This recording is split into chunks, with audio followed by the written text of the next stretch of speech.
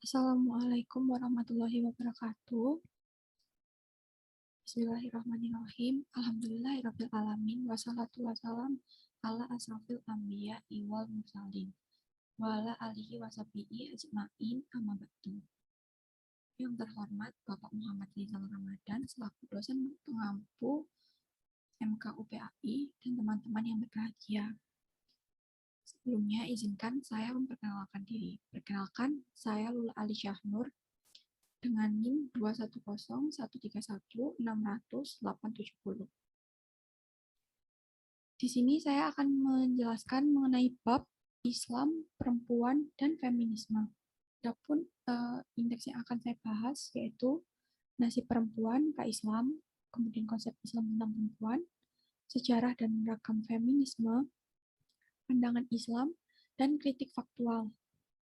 Yang pertama, saya akan menjelaskan mengenai pengertian feminisme. Pengertian feminisme adalah sebuah gerakan perempuan yang menuntut emansipasi atau kesamaan dan keadilan hak dengan pria, dan tokohnya disebut feminis. Selanjutnya, ada nasib perempuan pra-Islam. Di masa masyarakat Yunani pada saat itu, perempuan ditempatkan atau disekap dalam istana-istana. Mereka diperjualbelikan. Sedangkan yang berumah tangga, mereka sepenuhnya berada di bawah kekuasaan suaminya. Mereka tidak memiliki hak-hak sipil, bahkan hak waris pun tidak ada. Kemudian pada masa Romawi, wanita sepenuhnya berada di bawah kekuasaan ayahnya. Setelah menikah, kekuasaan tersebut pindah ke tangan sang suami. Kekuasaan ini mencakup kewenangan menjual, mengusir, menganiaya, dan membunuh. Keadaan tersebut berlangsung terus sampai abad ke-6 Masehi. Kemudian pada masa peradaban Hindu dan Cina, hak hidup seorang perempuan yang bersuami harus berakhir pada saat kematian suaminya.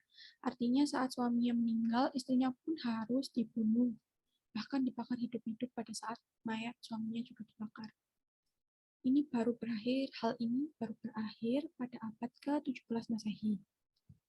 Perempuan pada masyarakat Hindu ketika itu sering dijadikan sesaji bagi para dewa. Kemudian pada masa Yahudi, perempuan sama dengan pembantu. Ayah berhak menjual anak perempuan, kemudian mereka menganggap perempuan sebagai sumber laknat. Kemudian pada masa Arabia, sebelum datangnya Islam, terdapat kebudayaan yang disebut jahiliyah. Di zaman ini, perempuan itu dipandang amat rendah. Seseorang bapak merasa malu bila istrinya melahirkan bayi perempuan, sehingga di kalangan mereka terdapat kebiasaan mengubur bayi perempuan bahkan secara hidup-hidup. Kemudian ada konsep Islam tentang perempuan. Pemuliaan Islam terhadap perempuan. Islam datang untuk membebaskan perempuan dari perlakuan yang tidak manusiawi dari berbagai kebudayaan manusia Islam yang memandang perempuan sebagai makhluk mulia dan terhormat yang memiliki hak dan kewajiban. Dalam Islam, haram hukumnya menganiaya dan memperbudak perempuan. Yang pertama ada kesamaan kedudukan perempuan dengan laki-laki. Perbedaan dalam Islam, perbedaan yang meninggikan atau merendahkan seseorang manusia adalah dinilai dari pengabdian dan ketakwaannya kepada Allah Subhanahu wa taala. Kesamaan perempuan dengan laki-laki antara lain dalam hal bahwa kedua-duanya adalah manusia beserta dengan skala potensinya. Kemudian kesamaan lainnya antara lain adalah sama-sama menerima beban taklif, yaitu melaksanakan hukum dan balasannya kelak di akhirat. Kemudian ada perbedaan perempuan dengan laki-laki. Dalam hal ini terdapat perbedaan biologis dan perbedaan fungsional dalam kehidupan sosial.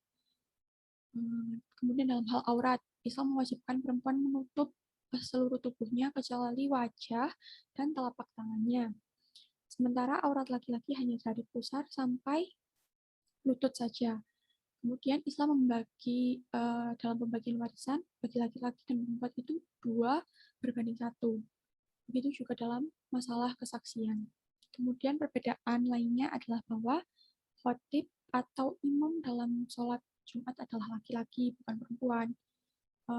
Demikian pula terdapat hukum yang khas bagi perempuan, yaitu seperti hukum tentang haid, masa iddah, kehamilan, penyusuan, dan sebagainya. Dalam kehidupan berkeluarga pula, karena laki-laki menafkahkan hartanya untuk istri dan keluarga, dan juga sebagai pimpinan keluarga. Kemudian yang terakhir ada hak-hak perempuan. Quraish Shihab menyebutkan bahwa hak yang dimiliki oleh kaum perempuan menurut Islam adalah yakni hak politik, hak bekerja atau profesi, dan hak belajar. Perempuan mempunyai hak untuk bekerja selama pekerjaan itu atau perempuan itu membutuhkannya dan selama tidak menyimpang dari ajaran agama Islam. Apabila ia sudah menikah, maka ia harus meminta izin dari suaminya dan harus juga tetap memenuhi urusan rumah tangganya. Kemudian ada sejarah dan ragam feminisme. Yang pertama, sejarah singkat mengenai feminisme ini. Jadi, gerakan feminisme muncul di Barat sejak zaman dahulu sampai awal abad modern. Kemudian, saat itu perempuan disamakan dengan budak dan anak-anak. Dianggap lemah fisik, termasuk juga akalnya. Kata feminisme itu pertama kali diperkenalkan oleh aktivis sosialis utopis, yaitu Charles Fourier pada tahun 1837. Sebagai sebuah gerakan sosial dengan tujuan yang jelas, feminisme mulai timbul pada abad ke-18 di Eropa, tepatnya di Prancis. Gerakan ini didorong oleh ideologi pencerahan Auf Klärung yang menekankan pentingnya peran rasio dalam mencapai kebenaran. Baru setelah terjadi revolusi sosial dan politik di Amerika Serikat, perhatian terhadap hak-hak kaum perempuan ini mulai mencuat. Gerakan ini pindah ke Amerika dan berkembang pesat di sana. Kemudian yang kedua ada ragam feminisme. Yang pertama,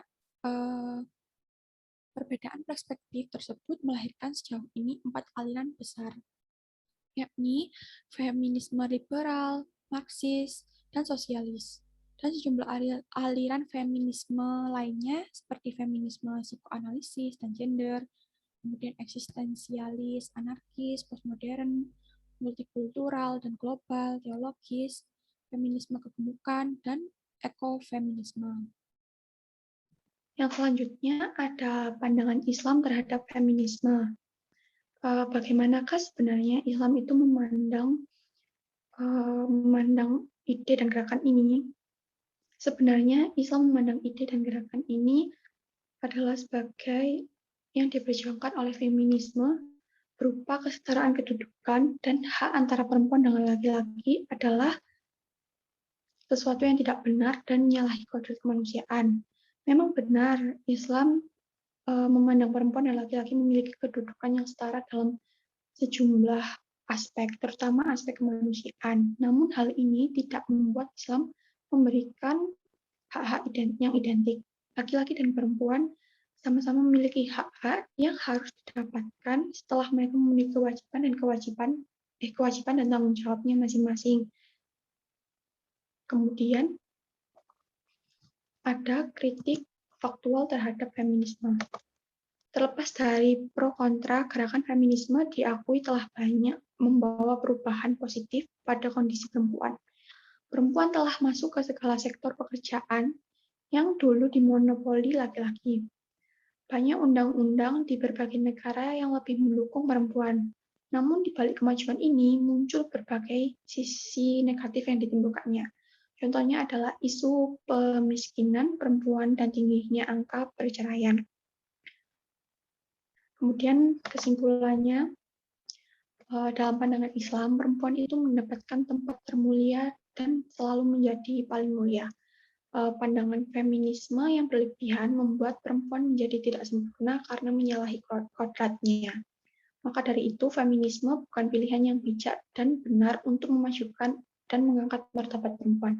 Meskipun begitu, umat Islam perlu untuk mengambil sisi positif munculnya feminisme ini, yaitu Islam adalah agama yang sempurna yang di dalamnya terdapat konsep yang utuh tentang perempuan.